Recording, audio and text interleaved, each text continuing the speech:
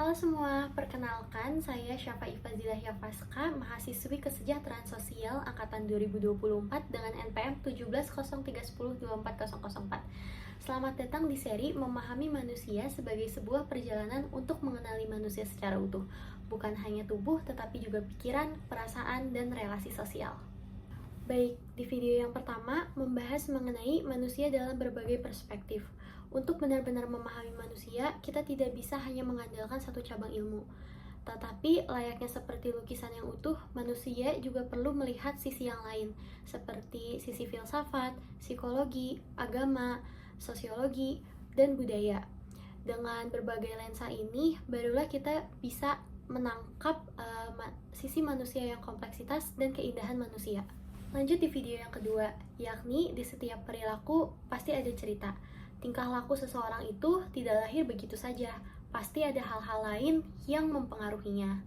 Bisa saja ia adalah hasil dari pengalaman hidupnya, atau pengalaman ia waktu kecil, atau pola pengasuhan, lingkungan di sekitarnya, ataupun budaya yang menyelubungi hidup-hidupnya.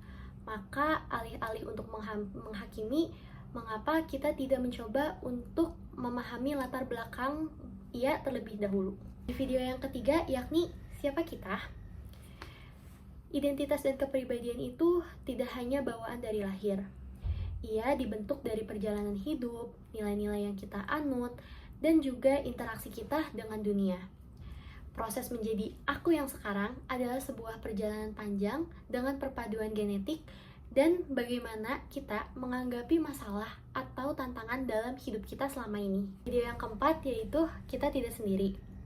Menjadi manusia itu berarti juga menjadi bagian dari relasi.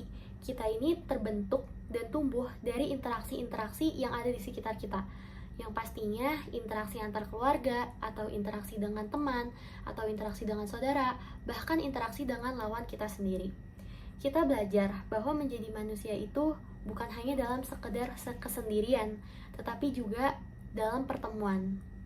Dan seringkali kita malah menyesuaikan diri kita dengan harapan-harapan orang lain, sampai kita lupa dengan suara hati kita sendiri. Yang kelima, yakni kacamata kehidupan. Setiap orang atau setiap manusia pasti memiliki kerangka pikirannya sendiri dan sudut pandangnya sendiri. Setiap orang memandang dunia lewat lensa yang disebut dengan worldview. Worldview ini terbentuk dari pengalaman, pendidikan, agama, dan budaya. Cara seseorang menilai sebuah kebahagiaan, penderitaan, bahkan makna hidup pun, ini tuh sangat dipengaruhi dengan kerangka pikiran kita sendiri. Nah, mengenal worldview ini akan membantu kita untuk melihat bahwa sudut pandang yang berbeda itu bukanlah sebuah ancaman, tetapi sebuah kekayaan yang kita miliki. Video yang keenam yaitu dari mana nilai kita berasal. Apa yang ngebuat sesuatu itu dianggap benar atau salah? Bukan hanya aturan dari luar saja, tetapi juga dari konteks atau kompas moral dalam diri kita sendiri. Kita itu menyerap nilai dari keluarga, agama, lingkungan, namun pada akhirnya kita membangun etika pribadi itu berdasarkan pengalaman dan perundungan apa yang telah terjadi dalam hidup kita sendiri. Inilah yang menjadi dasar-dasar yang membuat pilihan-pilihan hidup ini menjadi lebih bermakna. Video yang ketujuh yaitu emosi, motivasi, dan kesadaran. Dorongan dari dalam emosi dan motivasi sangat mempengaruhi keputusan dan tindakan-tindakan yang akan kita lakukan. Keduanya bisa menjadi bahan bakar pertumbuhan, namun juga bisa menjadi penghambat. Maka, mengenal dan mengelola keduanya adalah hal yang sangat penting, dan itu akan menjadi keterampilan penting untuk kita membentuk hidup yang lebih terarah. Video yang ke-8 yakni manusia itu bisa berubah. Perubahan itu bukanlah mimpi. Perubahan itu adalah contoh nyata bagi siapa saja yang bersedia untuk melihat diri dia sendiri. Baik mengakui lukanya, kekurangannya, sekaligus potensi yang ada dalam dirinya sendiri. Perubahan itu adalah proses, bukan sebuah lompatan instan dalam hidup kita.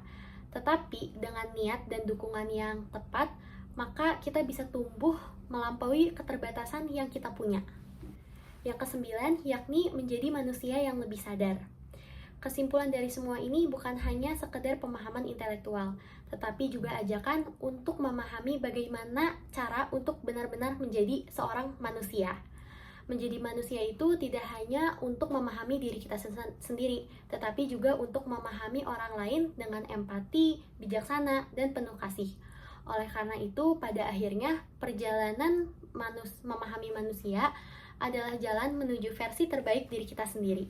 Terima kasih banyak telah menyimak video ini. Semoga penjelasan saya atau resume dari saya dapat dipahami dengan baik. Sekian dari saya. Wassalamualaikum warahmatullahi wabarakatuh.